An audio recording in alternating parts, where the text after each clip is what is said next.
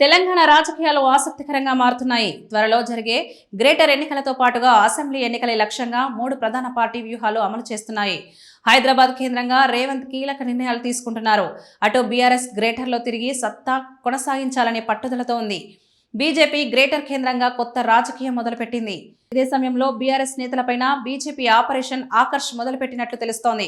తెలంగాణ రాజకీయాల్లో కొత్త సమీకరణాలు మొదలయ్యాయి. బీజేపీ ఇతర పార్టీ నేతలను తమ వైపు తిప్పుకునే ప్రయత్నం చేస్తోంది. త్వరలో గ్రేటర్ ఎన్నికల దిశగా రాజకీయ వ్యూహాలను పార్టీలు అమలు చేస్తున్నాయి.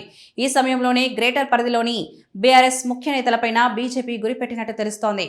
బీఆర్ఎస్ మాజీ మంత్రి కేసీఆర్ సన్నిహిత నేత మల్లారెడ్డి పార్టీ వీడటానికి సిద్ధమైనట్లు గులాబీ నేతల్లో ప్రచారం సాగుతోంది.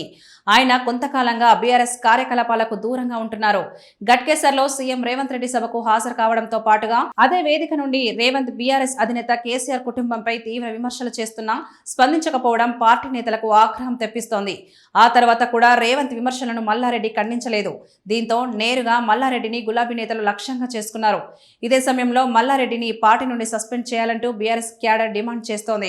మల్లారెడ్డి ఎందుకు స్పందించడం లేదని పార్టీ నేతలు ప్రశ్నిస్తున్నారు.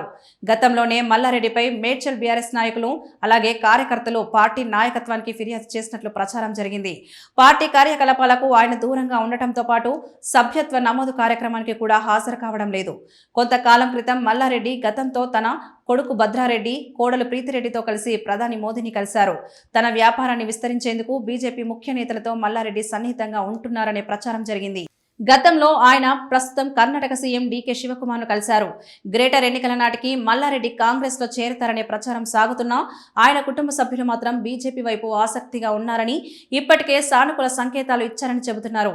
దీంతో అసలు మల్లారెడ్డి బీఆర్ఎస్ వీడుతున్నారా, ఏ పార్టీలో చేరుతున్నారనేది ఆసక్తికరంగా మారుతోంది.